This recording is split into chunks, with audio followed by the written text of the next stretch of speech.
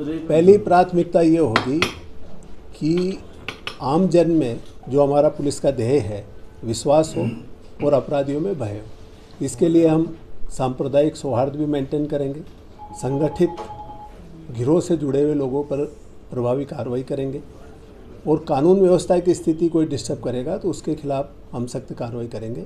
और कोई भी व्यक्ति सहज रूप से पुलिस स्टेशन हो, चाहे पुलिस अधीक्षक कार्यालय हो, सीओ कार्यालय हो, एडिशनल एसपी ऑफिस हो, चाहे मेरा ऑफिस हो, बेझिझक हम लोगों से संवाद कर सके, अपनी समस्या हमारे सामने रख सके, ये मेरा प्रयास होगा। भीमगंज मंडी थाना जो बिल्कुल शांत इलाका है और वहाँ पे फरियादियों की बात नहीं सुनी जा रही, इसको लेकर आपका किस तरह से कार्रवाई होगी? क्योंकि मैंने 2 ही दिन पहले ज्वाइन किया है और आपको पता ही थी कि एक दुखद घटना झालावाड़ हुई और सीधा ही मैं उदयपुर से आया और उधर चला गया था। अगर ऐसी कोई परिस्थिति होती है तो निश्चित रूप से हम देखेंगे और इस स्थिति को सुधारेंगे।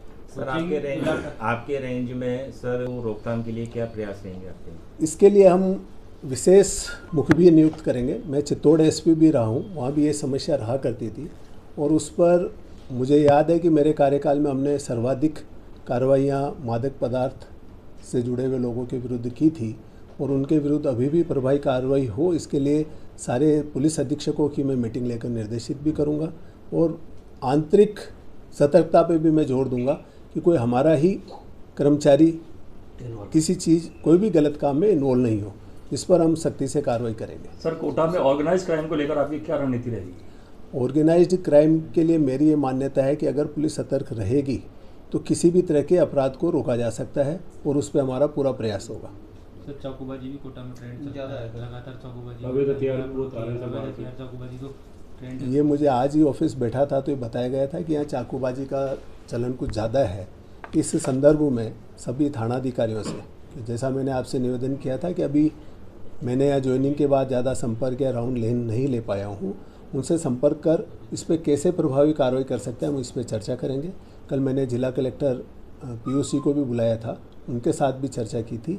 अगर ऐसा कुछ लगा तो इस संदर्भ में जो आर्म्स एक्ट के तहत कार्रवाई हो सकती है और जिला कलेक्टर से अगर कोई अधिसूचना जारी करवानी होगी तो करके कार्रवाई करेंगे। कोचिंग सिटी है कोटा, आत्महत्याएं काफ़ी ज़्यादा होती रहती है सर, आत्महत्या रोकने के लिए क्या पुलिस के प्रयास रहेंगे? ये बात सही है कि ऐसा अखबारों के माध्यम से, समाचार पत्रों के माध्यम से देखा जाता है। इस पर क्या किया जा सकता है, क्योंकि मैंने विधिवत रूप से तो आज ही कार्यालय में पदभार ग्रहण किया है, इस ओर हमारा बेहतरीन प्रयास ये रहेगा कि बच्चों को ऐसा माहौल मिले कि वो ऐसी घटनाएं नहीं करें, क्योंकि उसका दुख दर्द जो उनके परिवारजनों को भुगतना पड़ता है वो निश्चित रूप से बहुत ही दुखद होता है।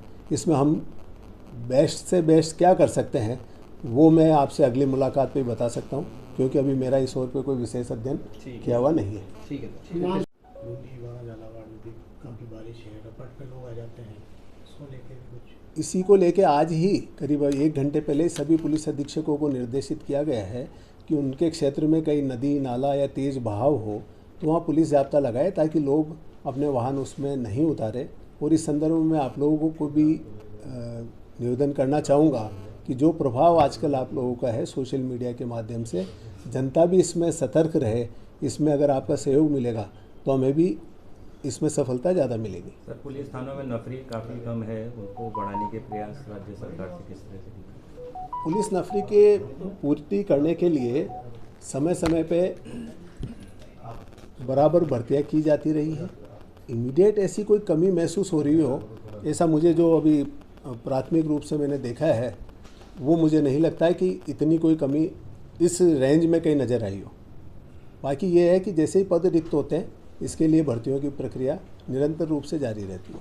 सर ये शराब माफिया और रेत माफिया, मैंने आपसे शुरू में कहा था कि जो संगठित गिरोह है या अपराधी है उनके विरुद्ध उनको चिन्हित करके हमारे द्वारा प्रभावी कार्रवाई की जाएगी। रेलवे कॉलोनी, भीमगंज मंडी और नयापुरा, इन इलाकों में रात को 11 बजे तक खुलेआम शराब बिक रही है, थानों से 20 मीटर दूर। पूरे कोटा में ही मिल रही है। कोई रोकने वाला नहीं है, कोई रोकने वाला नहीं है। कोई रोकने वाला क्यों नहीं, आबकारी विभाग और पुलिस विभाग इसके लिए बने हैं और मैं पक्का विश्वास दिलाता हूँ कि इस पे हम प्रभावी कार्रवाई करेंगे। अगली बार जब मुलाकात होगी तो आप लोग खुद कहेंगे कि इस पे अंकुश लगा है। परंतु अभी बढ़ रही है सर, इसमें लोगों का ये आरोप रहता है रात्रि को पुलिस गश्त नहीं करती है, इसमें चोरियां होती है, मेन चौराहों को भी गश्त नहीं करती, तो इसके लिए क्या किया जाएगा? गश्त की व्यवस्था सुधारी जाएगी। मैंने आपसे निवेदन किया है कि अगली बार जब मुलाकात करेंगे तो आपके कई सारे पॉइंट्स का समाधान वाह मिलेगा।